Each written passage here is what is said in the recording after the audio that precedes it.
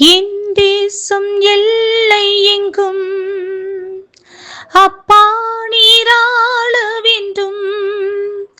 என் தேச எல்லை எங்கும் அப்பா நீராள வேண்டும். தேசத்தின் வறுமை எல்லாம் மாறணும். தேசத்தின் வறுமை எல்லாம் மாறணும். வன்முறை எல்லாம் ஒழியனும். வன்முறை எல்லாம் ஒழியனும். எஜமானனே என் இயேசு ராஜனே, எஜமானனே என் இயேசு ராஜனே, என் எண்ணமெல்லாம் என் ஏக்கமெல்லாம் உன் சித்தம் செய்வதுதானே. என் எண்ணமெல்லாம் என் ஏக்கமெல்லாம் உன் சித்தம் செய்வதுதானே. எஜமானனே எஜமானனே என் இயேசு ராஜனே. Praise the Lord. கர்த்தருடைய பரிசுத்த நாமத்துக்கு ஸ்தோத்திரம். எசேக்கியேலின் புஸ்தகம் 9வது அதிகாரம் 4 முதல் சில வசனங்கள். கர்த்தர் அவனை நோக்கி, நீ எருசலேம் நகரமெங்கும் உருவப் போய் அதற்குள்ளே செய்யப்படுகிற சகல அருவருப்புகள் நிமித்தமும் பெருமூச்சு விட்டழுகிற மனுஷரின் நெற்றிகளில் அடையாளம் போடு என்றார். பின்பு அவர் என் காதுகள் கேட்க மற்றவர்களை நோக்கி, நீங்கள் இவன் பின்னாலே நகரமெங்கும் உருவப் போய் வெட்டுங்கள். உங்கள் கண் தப்பவிடாமலும் நீங்கள் இறங்காமலும் முதியோரையும் வாலிபரையும் கன்னிகைகளையும் குழந்தைகளையும் ஸ்திரீகளையும் சங்கரித்து கொன்று போடுங்கள். அடையாளம் போடப்பட்டிருக்கிற ஒருவனையும் கிட்டாதிருங்கள். என் பசுத்த ஸ்தலத்திலே துவங்குங்கள் என்று என் காதுகள் கேட்க சொன்னார். அப்பொழுது அவர்கள் ஆலயத்துக்கு முன்னே இருந்த மூப்பரிடத்தில் துவக்கம் பண்ணினார்கள். பிரியமானவர்களே, எருசலேம் நகரத்தில் செய்யப்படுகிற சகல அருவருப்புகள் நிமித்தம் பெருமூச்சு விட்டு அழுகிற மனுஷரின் நெற்றிகளில் மாத்திரம் கர்த்தர் அடையாளத்தை போட்டு அவர்களை பாதுகாக்க வேண்டும் என்று சொல்கின்றார்.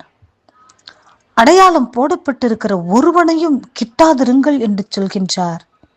பிரியமானவர்களே, அடையாளம் போடாத முதியோர்கள், வாலிபர்கள், கன்னிகைகள், குழந்தைகள், ஸ்திரீகள் அனைவரையும் அவர்களுடைய கண்கள் தப்ப விடாமலும் அவர்கள் யாருக்கும் இறங்காமலும் அவர்களை கொன்று போட வேண்டும் என்று கர்த்தர் சொல்கின்றார். எதற்காக கர்த்தர் கொன்று போட சொல்கின்றார்? பிரியமானவர்களே, நாம் நினைத்துக் கொண்டிருக்கின்றோம், பெரிய பெரிய தவறுகள் செய்தால் ஆண்டவர் கொன்று விடுவார் என்று சொல்லி. அதுதான் அவருடைய பார்வையில் பெரிய ஒரு தவறாக இருக்கிறது என்று சொல்லி, தவறாகப்படுகிறது என்று சொல்லி நாம் நினைத்து கொண்டிருக்கின்றோம். பிரியமானவர்களே, பெருமூச்சு விட்டு அழுது ஜெபிக்காமல் இருக்கிறவர்கள் அவர்கள் நெற்றிகளில் மாத்திரம் அடையாளம் போட வேண்டாம் என்று சொல்கின்றார்.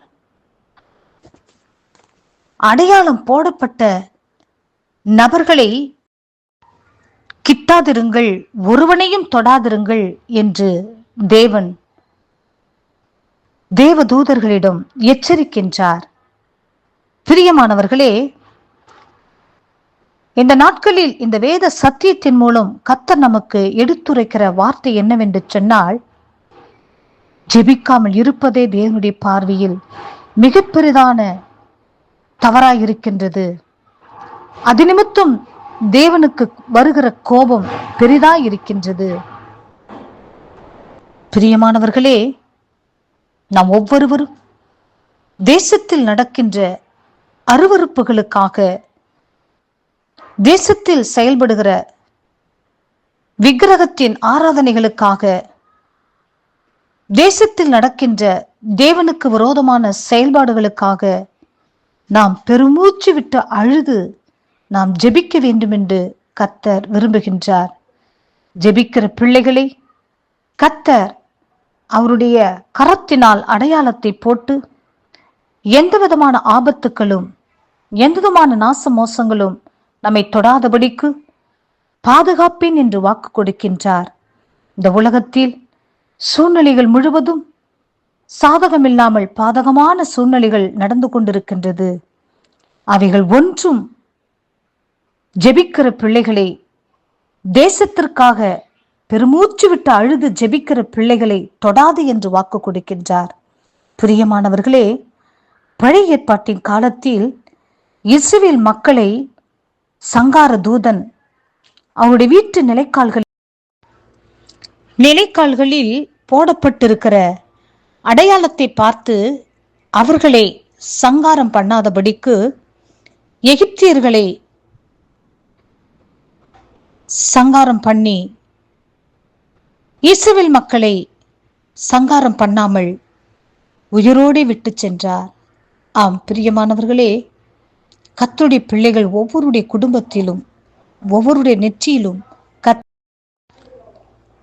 கர்த்தர் அடையாளத்தை போட்டு பாதுகாத்தது போல உங்களையும் உங்கள் குடும்பங்களையும் நம்மையும் நம்மளுடைய குடும்பங்களையும் இரத்த பந்துக்களையும் நம் சபைகளையும் ஊழியர்களையும் விசுவாச பிள்ளைகளையும் கர்த்தர் அடையாளத்தை போட்டு அவருடைய கரத்தினாலே நம்மை மூடி மறைத்து பாதுகாத்து எந்த தீங்கும் வராதபடிக்கு பாதுகாப்பேன் என்று வாக்கு கொடுக்கின்றார்.